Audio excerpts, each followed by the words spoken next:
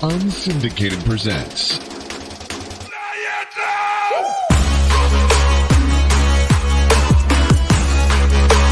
the Air with Sean the Legion.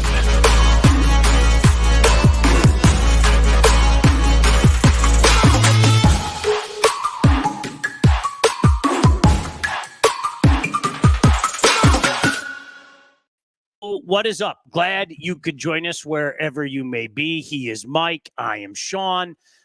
We are basically here tonight to talk about the Tigers.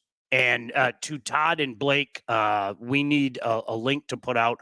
For whatever reason, it's not coming out on the Twitter side. So it's always nice to take care of business like that. So just wanted to let both the boys know and see if we could figure that out. But Michael Bochenek, how are you, my friend? Good, buddy. It's been a while. You all right? Good to see you. I'm great. Help me out here, will you? We help me out here. We have to give, hey, Eric, what's up? We have to give the Tigers credit for what has transpired here in July. We have to give them credit for what has transpired in a week where I remember talking to a week ago after the sweep of the Reds, and I'm sure that you'll remember this, right? I remember talking to you and saying they're going to go 2-5 at most. They're going to go 2-5, right? Right. Congratulations. That's awesome. Fantastic. Great. All of that stuff. Okay. But, and this is where people are going to yell at me, you know, as well as I do. It's such fool's gold. I'm sorry. Both things can be true. We can give credit where credit is due. And we can also sit back and say, don't put too much into this, right? I remember the conversation much differently. I remember telling you, we're all in. You're not all in. That's the problem. I've been all in from day one. You can go back and look. I was all in. Look, you know, you and I are going back and forth saying there's no way they're going to win this game today. And then they win the game on a freaking bunt and the Dodgers throw the ball away. I mean, that's going to happen during a 162-game season. You're going to have some fluky stuff going on.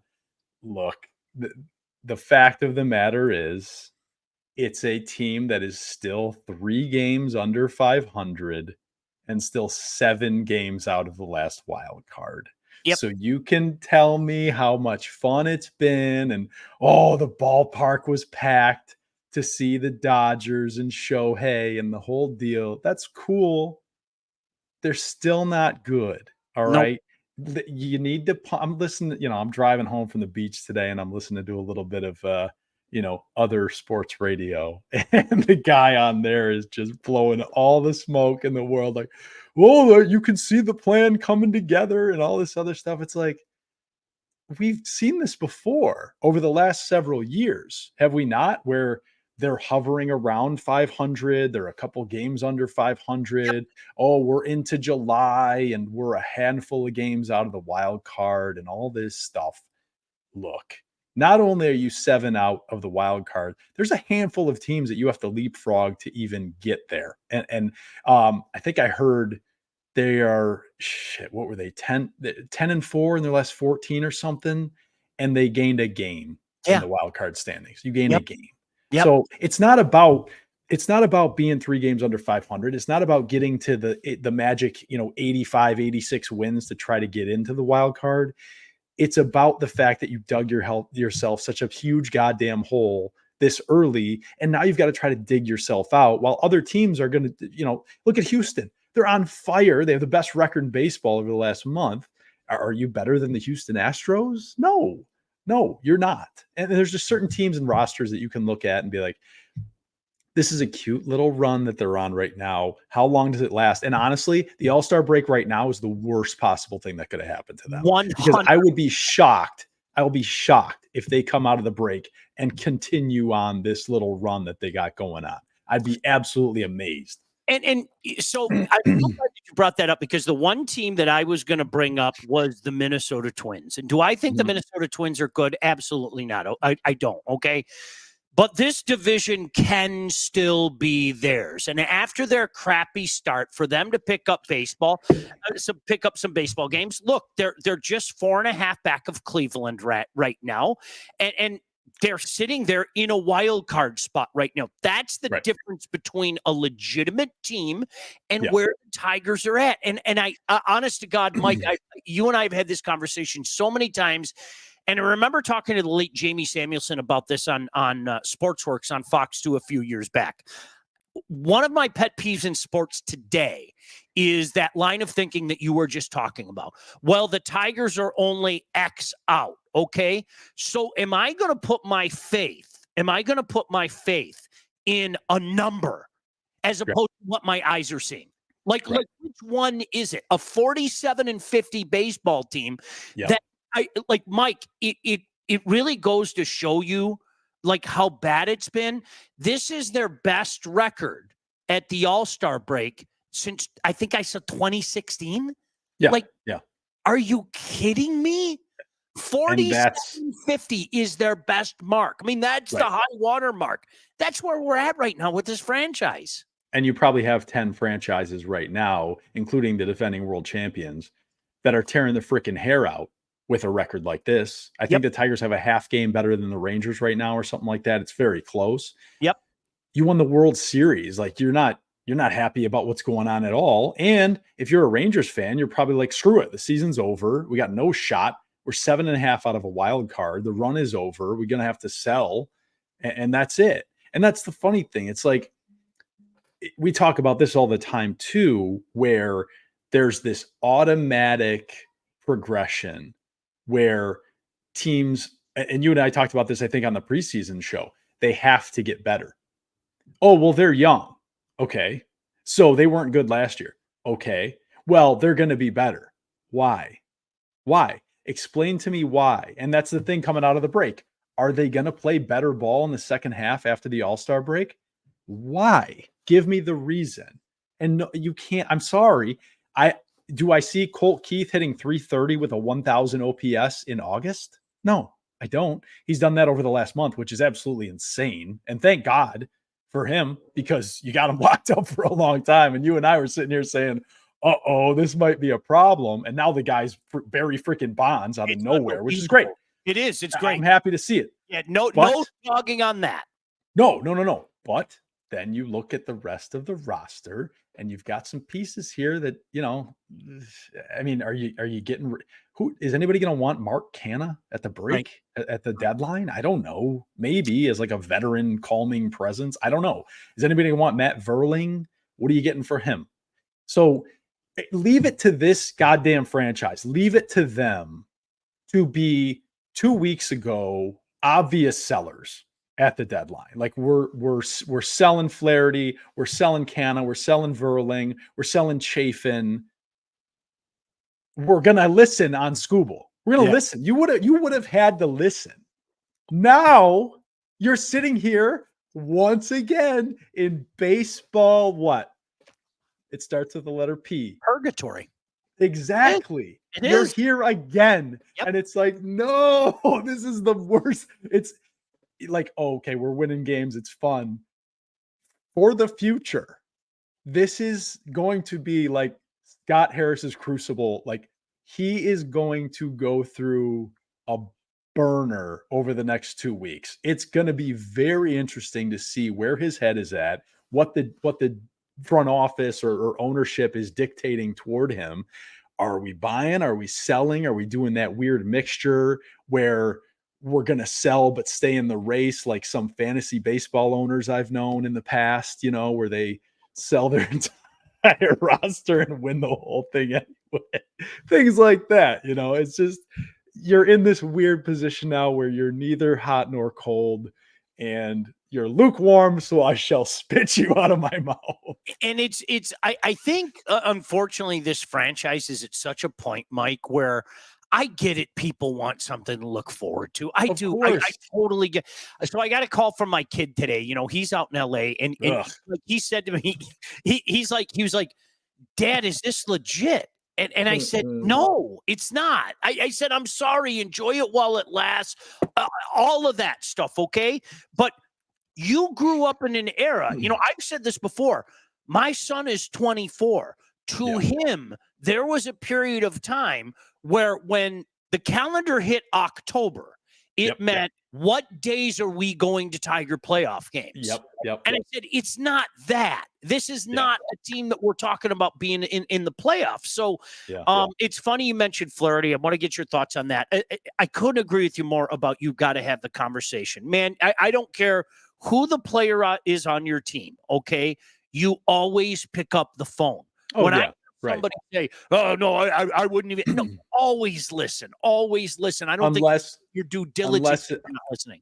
Unless it's Tampa calling Al Avila, then you hang up the goddamn phone. You hang up. You throw it against a wall. Yeah, then nobody answers the phone. Jason, maybe the credit goes to Bochenek for the recent success after the last time he was on. Oh yeah. Ooh, that's got to be it. Watch out. I'm going to the parade. Eric said, "Gotta have me on every day now." Eric, the big Yankee fan, said the Yanks stayed right where they were, one game behind. Orioles salvaged one today. That's going to be a fun race down the side. Yeah. Tim said scoring 7th from the bottom in the AL, runs against 6. How can we feel good about that? Bam. I mean, there you go. And it's a cute little run. Give them their flowers, but that's all it is. Yeah. And is it sustainable to get to, again, that 85, 86, 87 win mark? And the answer to me is no. I mean, I think I saw they play Cleveland like 9 times in the next like 25 games after the break or something like that. You're going to know at that point. I mean, is it going to be too late after the deadline to know what you are? Like, it's just so hard for me to get into a headspace where Scott Harris would even consider being a buyer. Because what do you have to offer? What do you have to sell, really? I mean, you've got some spare parts here or there that can net you a, Hispanic single A second baseman that's hitting 240. But aside from that, what do you got, right? Like, I don't know where you are as an organization. Is this just well, we're not selling, we're not buying, we're just going to stand pat and continue to develop, down in the minors? Flaherty is such an interesting case at this point because he wants a long-term deal and he's pitched his ass off to get it. And again, leave it to this freaking organization to sign the guy on a 1-year deal as a safety net and just say, "Hey man, we know you've been injured. We're going to work with you." And props to Chris Fetter. I mean, the guy clearly knows what he's doing. I mean, good pitching coach. But what do you do with the guy? He's not locked up any further than this year. Do you let him walk at the end of the year and collect your compensatory draft pick? That might be the only thing you can do, because if you sell at the deadline with Flaherty, you are waving the white flag. You are, because that rotation without him, and 100%. By the way, Kenta is back, baby. I don't know if you saw him today out of the pen. He did him his happy spot. He's the new Ricky the Wild Thing Vaughn, dude. That's in your face. I want to talk about Flaherty in just a second, but first, if we can, let's talk about our friends at All About Catering LLC. All About Catering LLC is a full-service caterer. Graduations, wedding, bridal showers, heck, a fantasy draft party, a fantasy draft sell party, corporate events, everything you need catering for, from 25 to 4,000 people. All About Catering will take care of you. Customer service and satisfaction is their number one goal. So don't sweat your next big event. Just go to allaboutcateringllc.com today to see their menus and all their 5-star reviews. Give them a call, 586-731-1398. That's 586-731-1398 to get your event started. As Andrew Williams said, trade Flaherty, extend Skubal. I've heard so many people talk about, well, now we can't trade Flaherty. I say you still trade Flaherty and you don't even think twice about it. Couldn't agree more. I know nobody wants to hear it, okay? And guys, I know people are going to say you guys are just being haters. It's not like this team's the hottest team in baseball or anything like that. I'm being very sincere when I say this, okay? And I know you don't want to hear it. Why on earth would he want to sign here? Yeah. Right now. Yeah. This guy, like, he has worked himself up to this point where he's ready to get, I mean, don't get me wrong, the 1-year deal was a great deal, okay? Yeah. But he's looking at long term, okay? And hopefully with a competitor, okay? Why would he want to be here right now? Like I don't want to take that chance. Let's get whatever we can for him. This is where I have no problem saying, okay, give us your cute little prospects. We'll pinch their cheeks and hope that one of them turns into Tarek Skubal or Colt Keith or Riley Green. That's where I have no problem doing it, Mike. You're always going to be the bad guy in this conversation when it comes to Skubal, because his value will never be higher than it is right now. It just won't be. The guy, I don't know if they announced it yet. The guy might start the freaking All-Star game. Yeah. I mean, he's been that good, but he does have 2 surgeries in his past, and he is a Scott Boras client. If you pay a starting pitcher long-term, you better have the pieces around him to win basically immediately. Because if you haven't noticed, when you're locking these guys up long-term, it is a freaking disaster zone out there. DeGrom, Strasburg, Max Scherzer, Justin Verlander. These are just small examples of guys that were getting paid huge bank over the last couple of years, and their combined WAR is like 0 or something like that if I looked. I'm not paying the guy. And I know that's not a popular thing to say. You got Jackson Jobe down there. He's supposedly coming up. He's pitching well. You're going to have to do things a little bit differently than the big market clubs are doing. You're going to have to do it like Cleveland is doing it. You're going to have to do it like Tampa has in the past, because I don't anticipate this ever being a top 10 payroll franchise literally ever again until Chris is gone. I don't see that happening. And the only way to contend by paying and extending starting pitching like that is to enter the top 10 in payroll. And I don't see it. I think it's too big of a risk. I think you've been obviously burned by big contracts within the very recent history.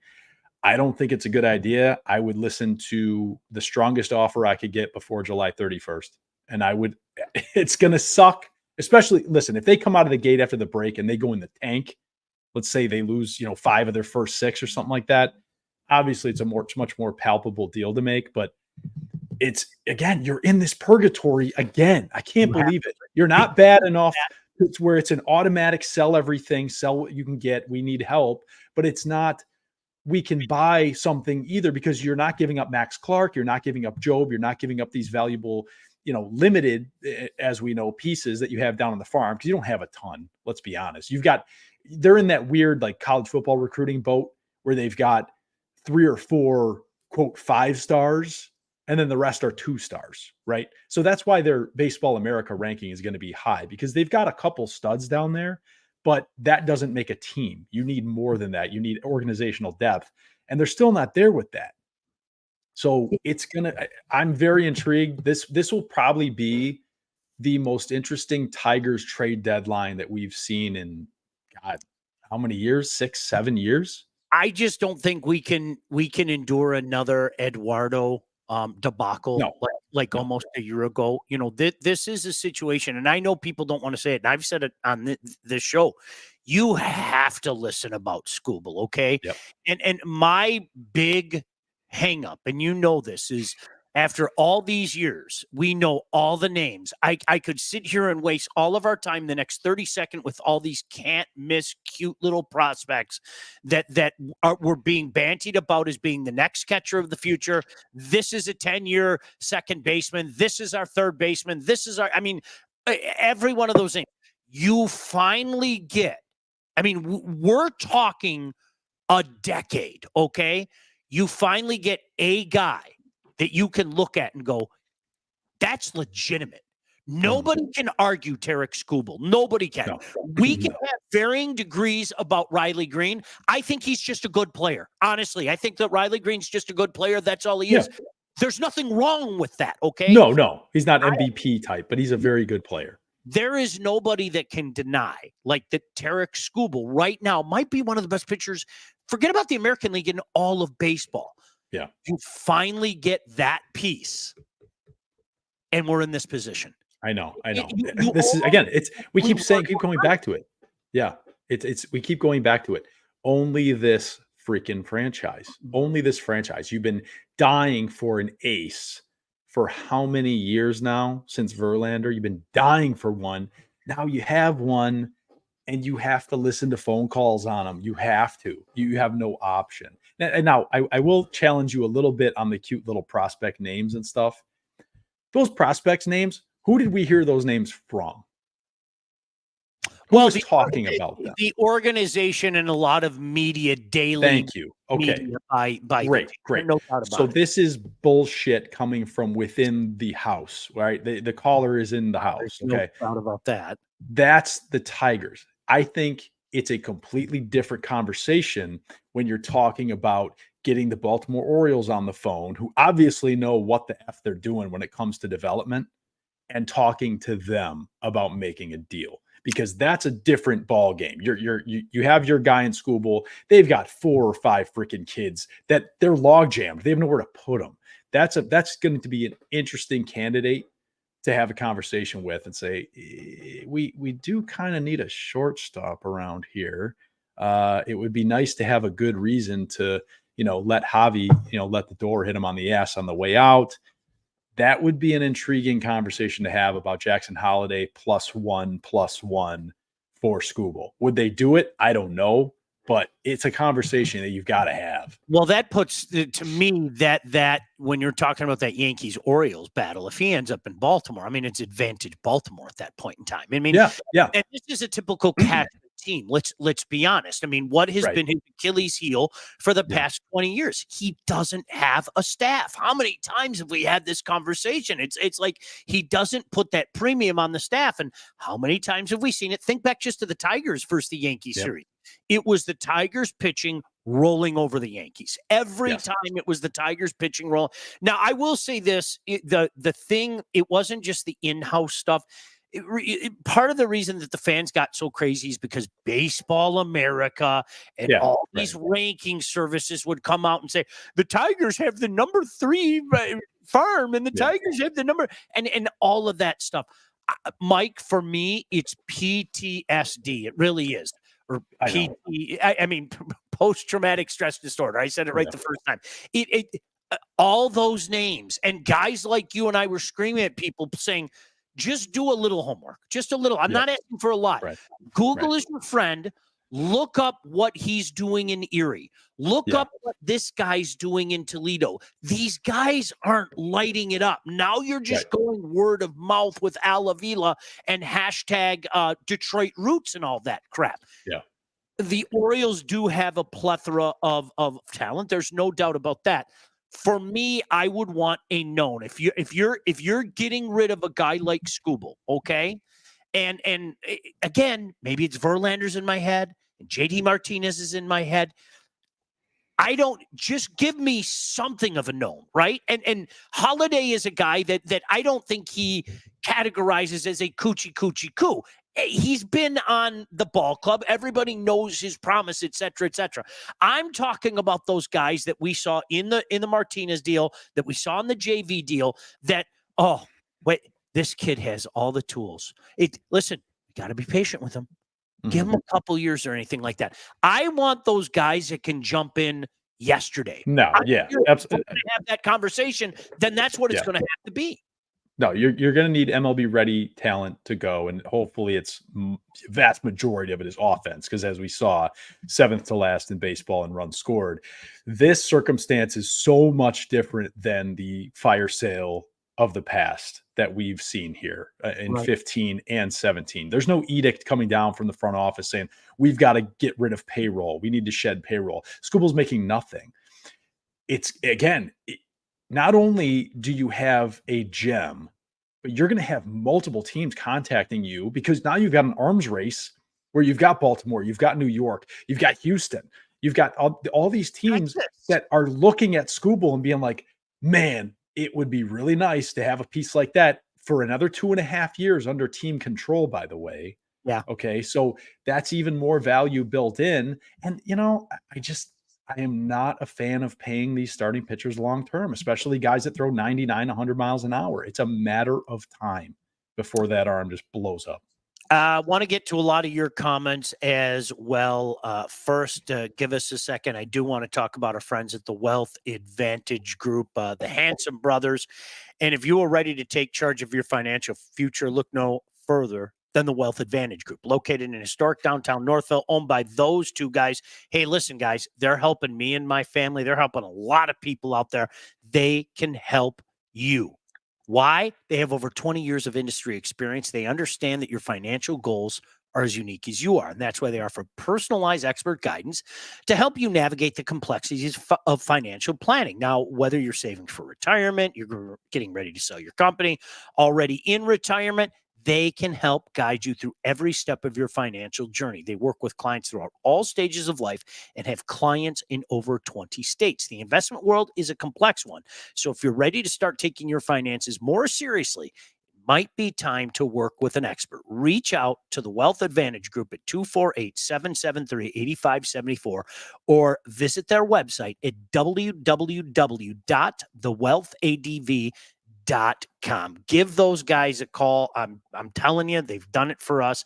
They'll do it for you as well. Some comments, Mike, I want to get to. A lot of people have been commenting on here. Tim said, I doubt Chris will extend Scooble.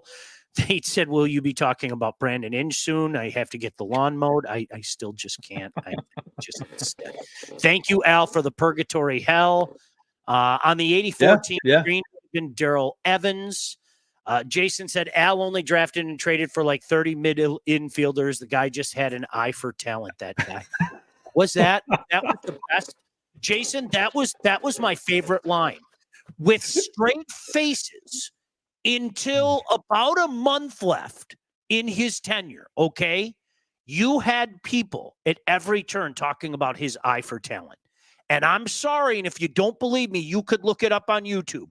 5 years ago, me and this guy on my back porch during a lightning storm were pleading with people saying, you guys, there's nothing there. There's nothing there.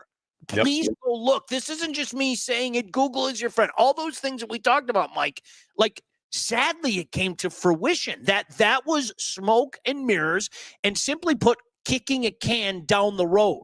It was amazing to me. It was, God bless America that guy was able to pull the wool over everybody's eyes as long as he did.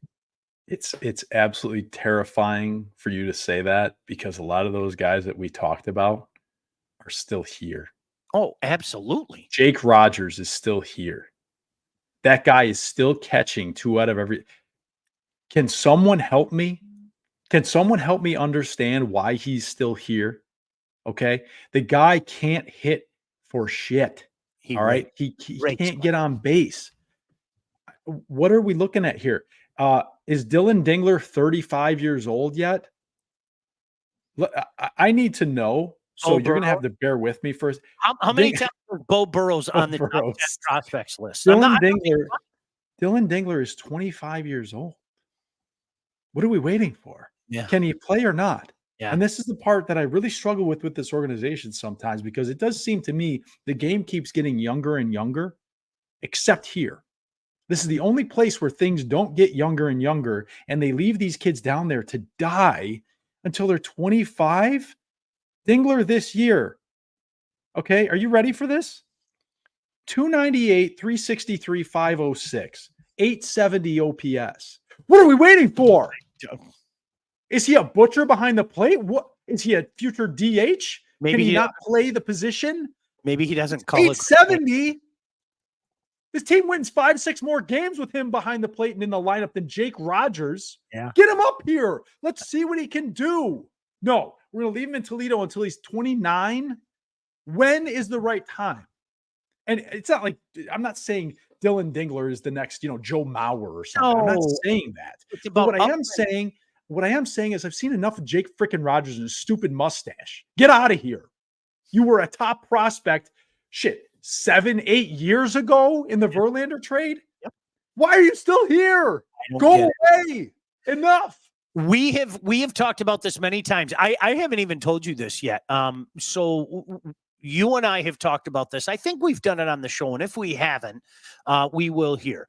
This town is really weird in the regard that they take an average player for whatever reason. Maybe it's a guy they saw, and they just put him on a pedestal that he doesn't deserve to be on.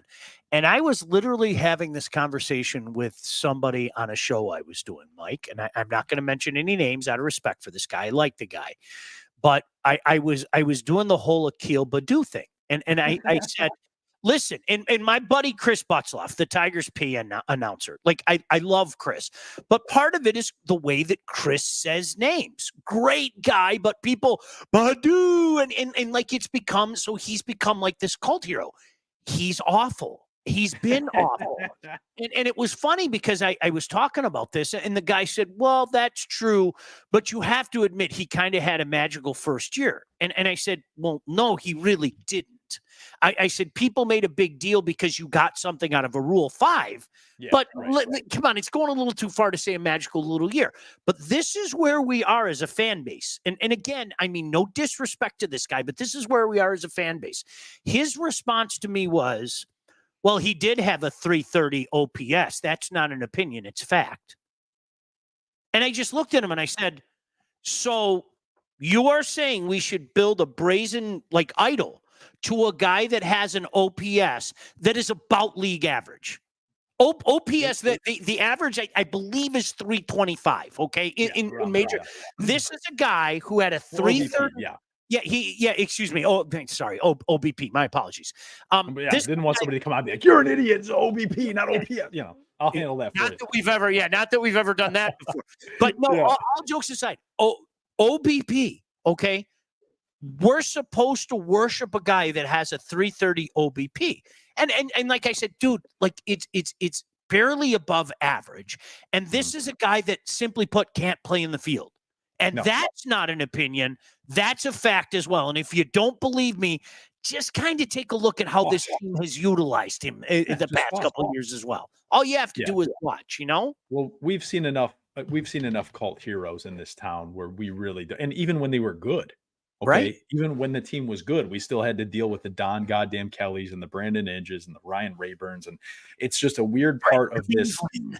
It's Mikey Matuk. Oh, okay. It's a weird part of this blue collar town where, you know, they see these scrappy white kids and they're immediately like, there's this endearment. And it was the same thing with the Wings, right? With the grind line. Like people would literally watch Sergei Fedorov and try to find holes in his game to be critical of the guy in this town. You went through it. You listened to those stupid calls to talk radio about, well, you know, he's a dog. He doesn't hustle enough. He doesn't. It's like, guy's like a top 5 talent in the world. Can you please shut up? Like the guy's amazing. Can you please appreciate him while he's here? And that's what I always struggled with during the golden era for the Tigers. It's like, wait a minute, you went out and spent money on a Brandon Inge jersey when Miguel Cabrera plays here? You took your money and you went and spent money on Ryan Rayburn or Don Kelly or Gerald Laird. You have literal Hall of Fame players. You're watching, you're never going to see these guys again. Like there's not going to be another Miguel Cabrera. And you went out and spent your hard-earned money from, you know, the Ford's plant or whatever. And you paid for a Brandon Inge authentic. Jake Rogers OPS is 597. Oh my gosh. It's 597. He has 6 home runs. He has 16 RBIs. He has 16 RBIs. Get rid of him. His career WAR is 1.3. Go away. Incredible. Leave. And I think a lot of times he's a great guy. He seems like a very amicable guy. He has fun with the media. He goes and does little things downtown and stuff. And that's fantastic. And this goes back to, I remember a very prominent columnist in town. I think you know who he is. I won't say his name out of respect, but we had a big argument about a guy by the name of John Joseph Harrington. And he said to me, you should back off on him a little bit. And I said, I haven't done any personally. No, I'm not saying that you have. Maybe we shouldn't be so quick to run a good guy out of town. And Mike, I said to him, I said, hey, dude, Mother Teresa is one of the greatest humans that ever lived. I don't want her as my gosh damn quarterback. No, I don't want her taking a 7-step drop against he can't play. Julius Peppers. I don't care how nice he is. He can't freaking play. And it's really weird how we do that in this town. It just people get pot committed. Yeah. And Tony said Rogers versus the Yankees was magical. Was that the same day Michigan put a spanking on Sparty? Rogers was the Friday night, and then Bonderman was the Saturday afternoon. And Yep. that was the game that I was at, where I will tell anybody who will listen, I think that was more fun than anything else. Even the Maglio home run. And everybody knows that landed right behind me. That spontaneous party on that Saturday afternoon, because guys like you and I stopped paying attention to that football game that afternoon. Oh, yeah, 100%. Watching all the Yankee fans file out of Comerica Park in the 5th inning when it was 8-0 was one of the most wonderful moments of my life. And you're just going, is this real? Because this team has been so bad for so long. And if you're like, gosh, just a week beforehand, we were all devastated. I was in the park and blew that game against the Royals and blew the division against obviously the Twins. Oh, yeah. gosh, Yeah. I was there for that Friday night, and it was just, I was at a game a couple weeks ago with my buddy and his son, and he's I think he's 20.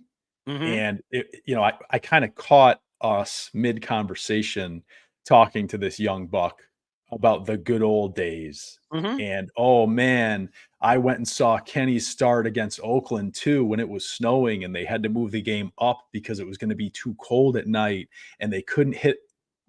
And then I stopped myself. I'm like, God damn it. Like what has become of me? I'm that guy. I'm the guy telling these young kids, like, it'll never be like that again, man. It was such a great time. We had so much fun, and it was one. And it's not. It's never going to be like that again. And that's the sad part, because we still didn't get one. We still never got one. We had all the fun in the world out of nowhere in 06, and we never got one. I always use guys like you, and I'll include Todd in this conversation as well, okay? We talk so much about the young kids. I talk so much about my son. My son is 24. He was blessed to see 06, 11, 12, 13, 14, but he is so gosh damn sick and tired of hearing about 1984, okay? Yep. And then you think about guys like you and Todd, who were alive but have absolutely no memory of that. Right. This has been your entire lifetime of hearing about that team. And I told you, it reminds me of what happened. I knew everything about the 68 Tigers. I wasn't born. I was so gosh damn tired of hearing about the 68 Tigers that by the time 84 happened, I'm firing this up going, okay, I got my 68. Cool. Yeah.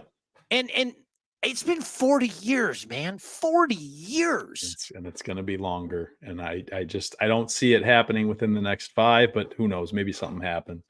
Real quick, something that I do think is kind of flying under the radar with this team right now. The great comeback wins. That's all fantastic. This bullpen sucks. Okay. I'm not kidding. This bullpen is ass. All right. The starting pitching's been really good. And early in the season, both the starters and the bullpen were good together, and they just couldn't score runs. The bullpen's garbage. Jason Foley has been complete dog shit for about a month and a half. No idea. Andrew Chafin is a lefty specialist that can't get lefties out. He's got a 1.5 whip. All right. So again, this is where I'll pull the rug out from anybody that wants to be on cloud 9 about this little streak here. Dig a little bit deeper and look at how they're winning games. Dig a little bit into the details and see if this is sustainable or not, because it's not. Who is your best arm in the bullpen right now? I don't know. Tyler Holton? I know. Kenta. That's right. Kenta is here to save the pen. That's why Scott Harris signed him. He knew. He knew this was coming. We don't need you to start. Come July, you're going to that pen and you're going to save us. Blake said Jake Rogers is the most #Detroit Roots guy out there. He is. He looks like a guy that was playing on the 84 team. That's what it is. They portray this image of guys that they grew up watching. Oh, he looks like Lance Parrish back there. Yeah, and hits about a half as well as Lance Parrish did. Jason, Don Kelly time. If no Brendan Inch talk, I need another name that wants me to live, laugh, toaster bath. But Nafy Perez. Oh boy. Do you remember Leland had a really, really strange thing with some of those guys. And I know your theory. I'm going to let you explain your theory again. Yeah. But the Nafy Perez thing was really, because say what you will, occasionally Ryan Rayburn had the big hit. Okay. I know he wasn't good. I get it. All of that stuff. Okay. Occasionally there were Nafi Perez legitimately could not hit. Now No. he did save Justin Verlander's no hitter. Let's get, tip of the cap. That's not a reason for a guy to be on a 25-man roster. But Mike, Jim Leland adored guys like that and constantly gave them opportunity. And that's why I hate Jim Leland. I could never get past that type of shit because everybody knew Leland was literally one of the best clubhouse managers to ever manage in baseball. He just was. He challenged Barry Bonds to his face. Like he would get weird personalities to come together and coexist. There never seemed to be a ton of uprisings in the clubhouse and within the roster and fights among players or whatever. You didn't get much of that. But what you did get is this bullshit where Jim would see himself in a lot of these young, scrappy up and comers, like we just talked about how these Detroit fans love them all. He would see himself because he never made it. He never made it. He came from where I forget, Ohio. Am I wrong? Just over the border next to Toledo. Damn, and it's not Youngstown, is it? No, it's right next to Toledo. It's right next to Toledo. And regardless, yeah, I don't know. Middle class or lower middle class, working class family, never made it to the bigs. So he's going to see himself in a lot of these guys. Remember, I'll never forget. They acquired Wilson Betemeat at the deadline one year to play third base. And I was like, oh, it's over. Inge is gone forever. We're never going to have to see him again. And he fucking platooned him. Him at third. Listen, I honest to God, I don't know if you saw, I brought that up the other day. I kid you not. We were talking about this. And this is a guy that Wilson Betemeat, there was nothing special about that guy. Okay. But he came in and he hit about 300. He wasn't going to walk a lot. There was nothing special about this guy. And they brought Brandon Inge back late in the year. And Jack and I were at the game. And I know I told you this.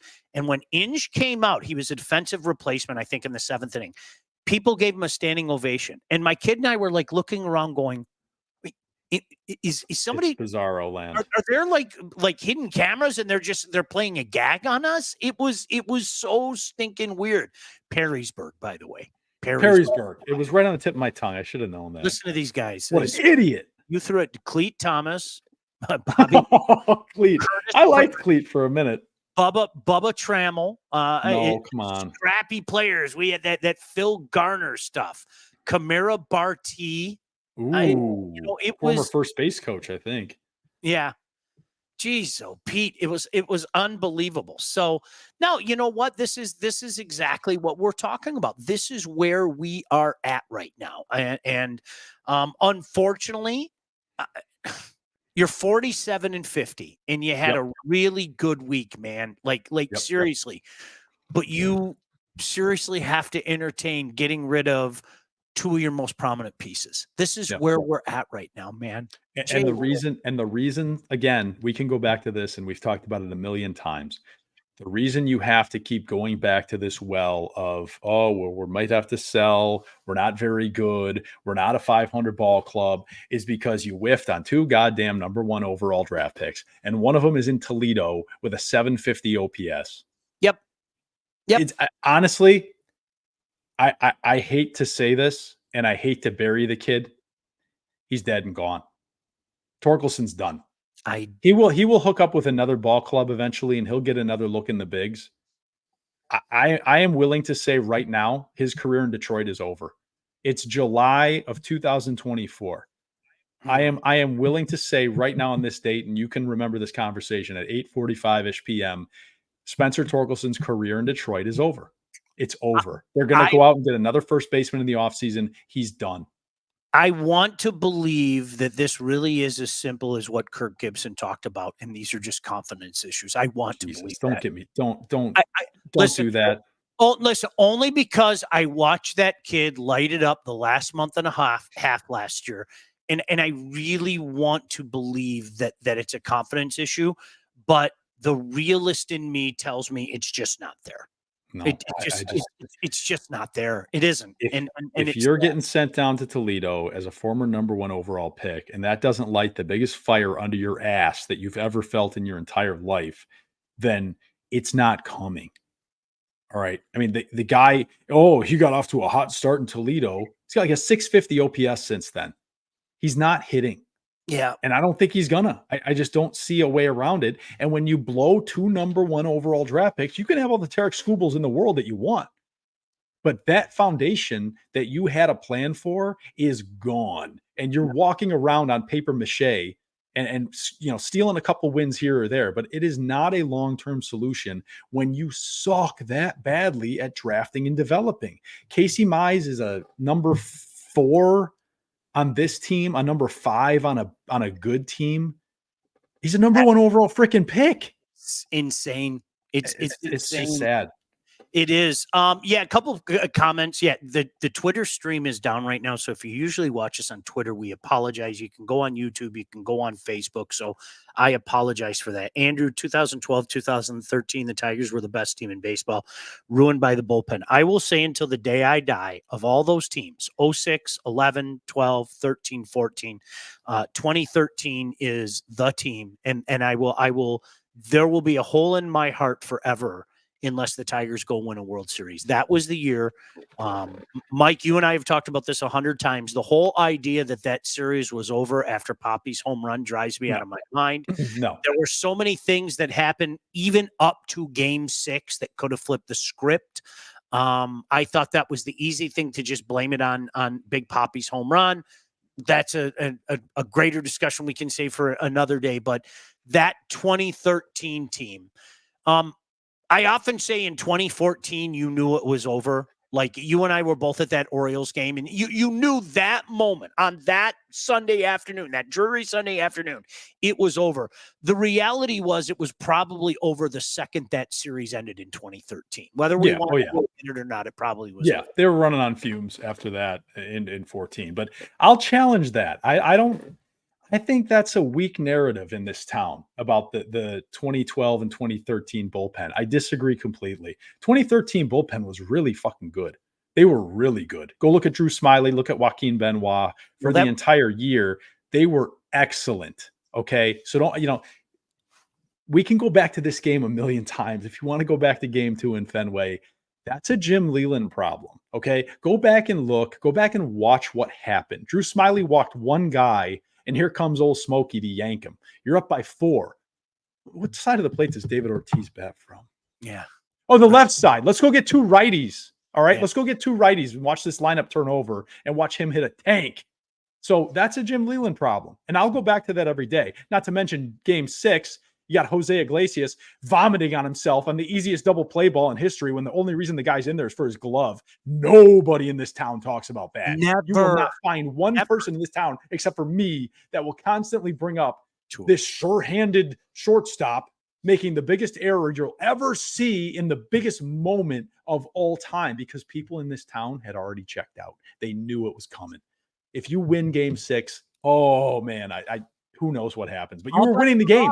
They were winning the game when he made that error. And that's why I say literally the opportunities between that home run and into game 6, the Napoli home run. Verlander pitches at Gem and Napoli, literally one bad pitch, and that was the difference in that game. There were so many things in that series after the Poppy home run that it drives me out of my mind. People forget how good Joaquin Benoit was. Do you remember he openly told everybody, I don't want to be the closer. And out of necessity, they kind of had to go to him. And it was, it was just, it broke my heart. And somebody said, did you hear Iglesias sing, however? That was wonderful. So great. That's fantastic. Yeah, good for him. That's really something else. Legion, you sound like Mulder. You want to believe. I do want to believe. No, all jokes aside, who wants to give up? You are talking about number 1 draft choices, okay? You are. Could you imagine if the Tigers go 0-for with their number 1 picks? Like, I want you to think about that. 0-for. How? What?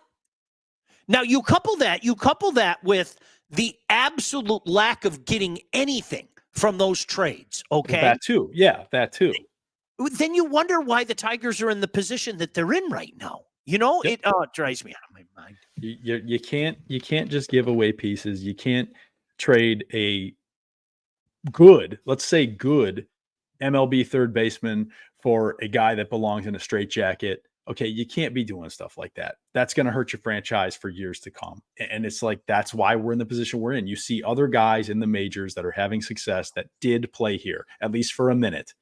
And we just, okay, we'll make this deal. We'll trade up. We'll trade down. We'll get these prospects in here. They can't play.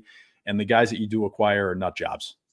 Let me tell you about our friends at Legacy. We got a couple more minutes. Did you know that thousands of Metro Detroiters have already called Legacy Partners to get help with their home and auto insurance? We did, and I'm telling you, guys, they saved us a lot of money. They helped us. It's easy. Get your quote because our friends at Legacy Partners are one of Southeast Michigan's top independent insurance agents. They provide a full-service, one-stop solution for all of your insurance needs, personal and business, large and small. They help our listeners by fixing mistakes that other agents have made, asking the right questions to get the right coverage put in place to properly protect you.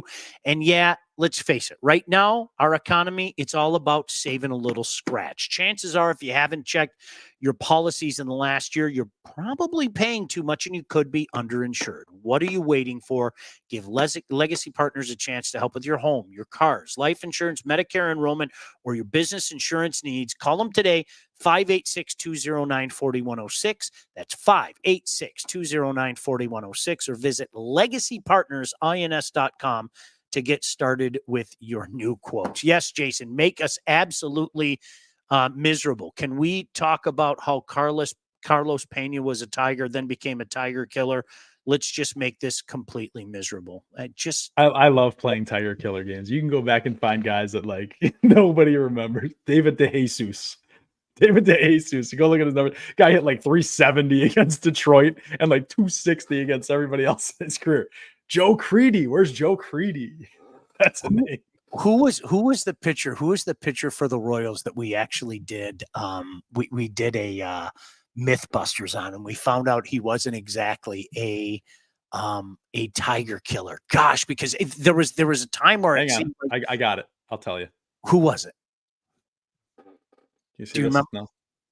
No, I can't see it. No, Bruce Chen. Oh, it was. Yeah, you're right. Bruce Chen. He literally did. I went back and like looked up all his, and it was like, nah, it's not that. Canerco. No. I mean, we could waste hours with Tiger Kill. Justin Morneau hit so many bombs against this team. Dude. There was nothing more fun than watching Leland go get Bobby C out of the bullpen to face Mauer and Morneau and immediately give up a single and a 2-run homer in 4 pitches. That was the best. Amazing. Oh, we gotta go get the lefty to get these lefties out. Bam, bam, gone. We were at a game in 2006 where and this is when Zoom was at his like the height of his powers, and Morneau came up to bat with Zumaya. He hit a ball so far into right field, it was insane. It was just like, as good as Zumaya was in that moment, there was just something about Morneau against this team. The guy just crushed against us. Against us. It was insane. Yeah. Tomei for sure. Absolutely. Tomei, definitely. Yeah. Merriweather, so many one-hit wonders against the Tigers. Well, that was the bum of the month. Do you remember the whole bum of the month thing? Yes. You just brought up some guy, even if it was a spot start, and he was shutting down the Tiger lineup. Like that, you set your watch to it. You know, you don't remember Luke Scott, do you? Oh yeah, who can forget Luke Scott? There was like a series in Baltimore, and I think he hit 5 home runs in 3 games or some shit. And like then he would come here. He would go to like. Luke Scott was a mercenary. He would play on like a new team every 2 years, but he terrorized the Tigers. Like his numbers against us versus anybody else, not even close. Somebody asked about Max Clark. Yes. Listen, you're 19 years old. I'm not going to go too hot and heavy. We're in the Mike we're in the observation stage with this guy right now. I mean, when you're talking about a guy who's 19 years old, you're legitimately, Blake said jar, Mike. Yeah, the swear jar. We're legitimately at a point right now where there's no other way to say this. It is observations about this guy, and the observations about this guy, right now, this is a guy with a 785 OPS. I mean, that's good. He's finding a way to get on base. 6 homer, 57 RBIs, playing down in single A. It's going to take time. That's it. It's going to take time. The one dynamic that I like about Clark that we haven't seen here in freaking forever, he's got 25 stolen bases already. When's the last time we had a legitimate stolen base threat on this team? It's been a long time. Even with the bases changed and it's easier to steal now, the pitch clock and everything like that. We don't have anybody that can swipe you 25, 30 bags. We just don't. So that part, I think, is a game changer. That part of his game is exciting to me. Everything else is gravy. But if he can get on base effectively and steal and continue stealing, because you had Green's injury, he's never going to be a base stealer again in his career. Okay, you got all these guys at the top of the order that aren't top of the order prototype hitters, right? You got guys leading off games that aren't speedsters on this team. Like Zach McKinstry's a utility bum, shouldn't be here. Like there's nobody here that can get a grasp on that leadoff role. And that's what you need to be a good team. And other teams do it differently. You got, freaking Dabrowski putting a slow pitch softball team together with Schwarber leading off. And that's fine. That's how they're going to win games. They don't care about stealing bases. They're just there to hit bombs and mash. And it works.